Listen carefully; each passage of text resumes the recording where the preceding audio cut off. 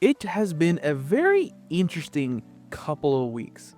If none of you guys are aware, the Legion Go S finally released back on Valentine's Day of last month, so it's only been a couple of weeks since this thing first released, and already the community is rife with debate of whether this thing is either good or absolutely terrible, and I sit somewhere in the middle. But primarily, I'm not going to be reviewing it, at least yet, because as it currently stands, I don't think it's honestly fair or reasonable to review it now. Some of the reasons why people are really not liking the Legion Go S is the poor gaming performance for its price point, largely due to the limitations of it running Windows, and just generally very sluggish gameplay, battery drain issues, and overall being a very unoptimized overall experience.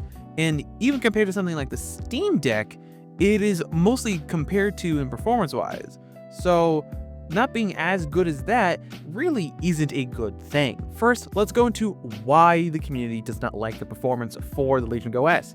And that boils down to the fact that it uses the Z2 Go chipset, which a lot of people were saying is going to be pretty good, battery efficient, all these things, but I was in the camp of that doesn't physically sound possible when it has been cut down to such a degree and it's functionally an older processor masquerading as a new one. The paper specs has it most similar to an old Ryzen 6800U released back during 2021, but the main difference between those two processors is that the Z2 Go has 4 less cores, which is honestly incredibly important for gameplay. It is also clocked a little lower, but not enough that really matters, especially with stuff like Precision Boost Overdrive, where you just dynamically changing clock speed given what's happening on screen and power envelope, so it's really hard to consider that a precise point, but generally speaking, it is overall just a 4-year-old processor using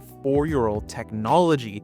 So it makes sense that this thing doesn't perform nearly as well as modern equivalents, especially when you consider that this processor was originally released at a time where the Steam Deck was still considered one of the best devices out there, and being cut down to such a degree that only makes it the direct competition being the Steam Deck when the original 6800U was more performant than the Steam Deck. It really calls into question why they felt it was necessary to cut it down to such a degree. And the excuse that they made for making the processor so cut down is for more budget handhelds, allowing for a significantly cheaper price point.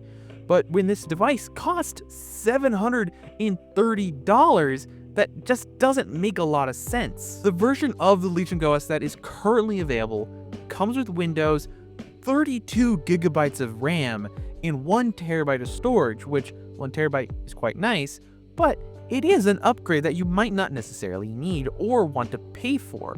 32 gigabytes, at least at this performance level, is really unnecessary, especially if this is supposed to be a budget device, which it is the case that this is supposed to be a budget device. But essentially what they've done is release the highest spec version first, and the lower spec versions will eventually come out with the SteamOS release later in May. And that divide really colors the initial opinion of this device, because as it currently stands, this thing is a terrible value.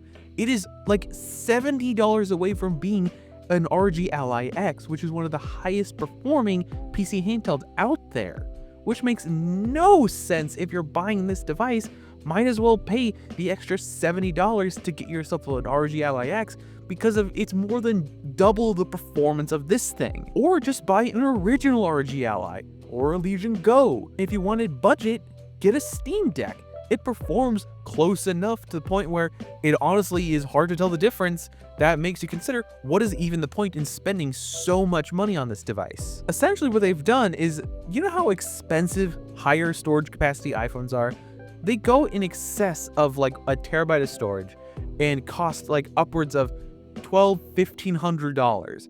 It's essentially Apple releasing only the 1 terabyte iPhone and saying, oh yeah, we'll release the base model 128 gig 7 months from now. Now, when that newer, cheaper iPhone eventually comes out, everybody's like, oh yeah, this is the phone that costs $1,500 and won't buy it. Yeah, a bit of a strawman argument, but the point stands that this is a terrible strategy. Why release only one SKU in the highest configuration you have? This is supposed to be a budget device. It performs like one, it feels like one, it is overall designed to be so. But they decided to only release the 32GB 1TB premium version, which puts in competition with significantly better handhelds.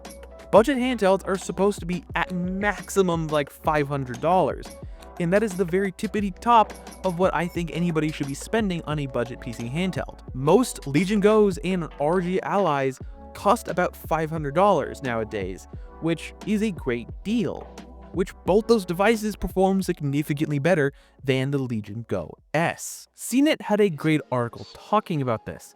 The Z2 Go processor isn't an upgrade compared to anything currently released, but it was framed as a better alternative, but it ran games worse pretty much across the board. From the community, honestly, Elden Ring runs fine, but ran better on the Steam Deck, and that goes for so many other games out there, just because it was more optimized. I've been seeing a lot of comments from my last Legion Go S video that they're concerned about the SteamOS version of this handheld because of how lackluster the Windows version is, and the one that we currently have released now doesn't seem like it would be able to actually put up decent numbers. And I'm starting to be of that same opinion. Something that I believe would significantly improve the situation is the eventual release of the Z1 Extreme variant of this handheld, which, as we all know, the Z1 Extreme is an amazing chipset. Though I feel like it is starting to show its age a little bit, it is still an amazing chipset that performs really well still, and it will be coming with the SteamOS variants as well. So, therefore, it should be significantly better than the Steam Deck and the Z2 Go variant. The Z1 Extreme version should also be $500, which would drastically change the conversation of whether or not it is a good value. So as it currently stands, the Legion Go S is a terrible handheld and you should not buy it.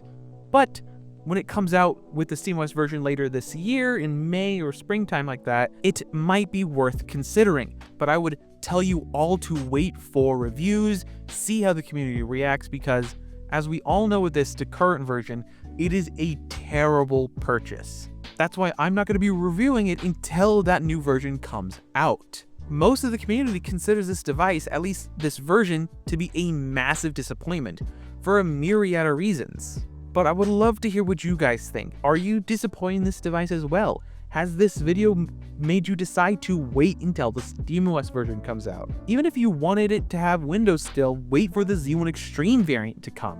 I would love to hear what you guys think down below. Don't forget to leave a like, comment, and subscribe. All the other social media garbage down below. And last but not least, have a wonderful day.